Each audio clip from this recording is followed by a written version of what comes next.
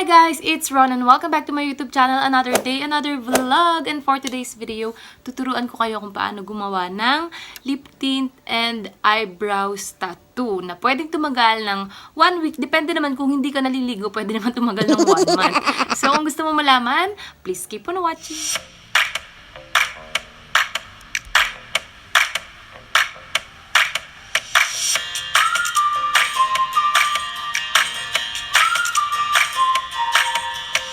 Kakailanganin natin ingredients para sa eyebrows tattoo ay itong blackening shampoo at saka tubig lang. So ito ay nagkakahalaga ng 10 pesos lang. Ayan. And meron din ako ditong hindi na ginagamit na angle brush.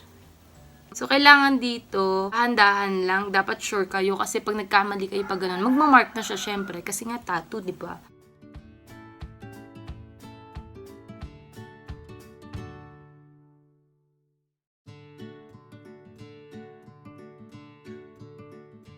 Nanginginig yung kamay ko.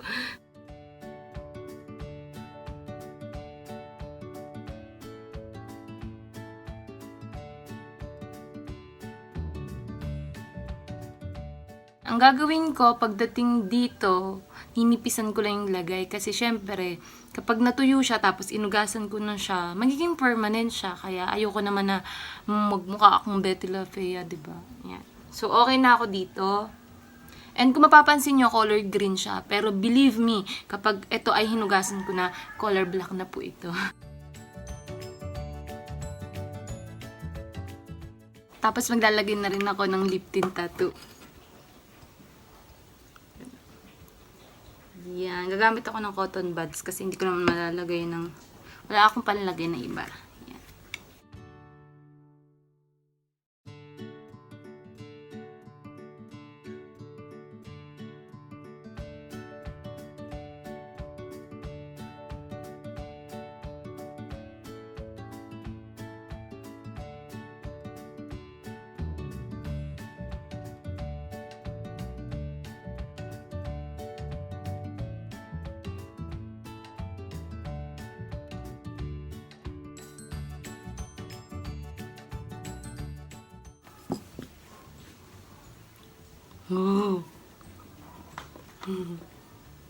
So, mag-antay lang tayo ng 5 to 10 minutes bago ko ito anlawan. Tapos ito, pag natuyo, tatanggalin ko na. Okay, so, antay lang tayo. Alam ko na, mag-electric pan ako para bilis matuyo.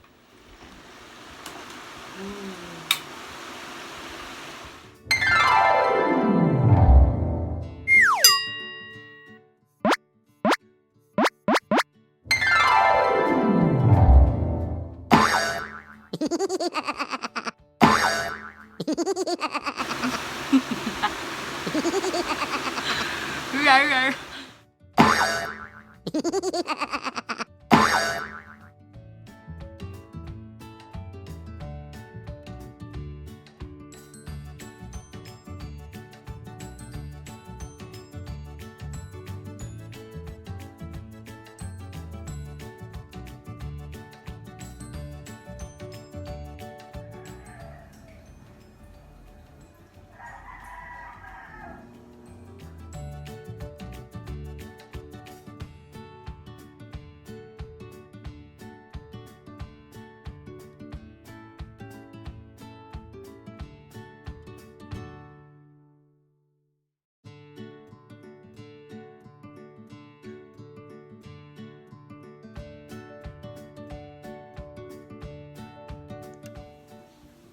So guys, eto na yung final look ng aking ginawang lip tint tattoo at saka eyebrows tattoo. And nakita nyo naman, 3 times kong sinabon yung kilay ko. So, ang gamit kong sabon ay Kojisan.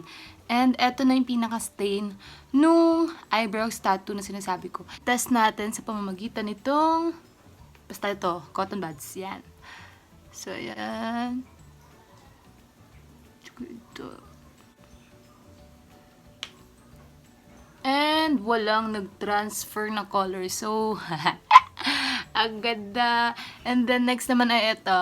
Kumpara sa lip tint, yung natural na lip tint talagang ginagamit. So, minsan nagbubuo-buo yun. So, ito, parang natural lang. Ayun na. Yun, ang ganda, ang ganda. So, pwede siyang tumagal ng ilang days. So, depende nga tulad ng sinabi ko kanina, kung hindi ka naliligo, pwede tumagal to ng isang buwan. Pwede siyang tumagal ng mga 4 to 5 days, ganyan. And sa kilay, siguro mga 1 week yan.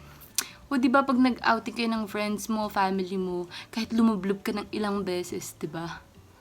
Kilay is life pa rin. So yun, that's it for this video, guys. I hope nakatulong at nagustuhan nyo ang video na to. And if you do, please don't forget to subscribe to this channel and click nyo na rin ang notification bell para lagi kayong updated. See you guys on my next video. Bye! I love you!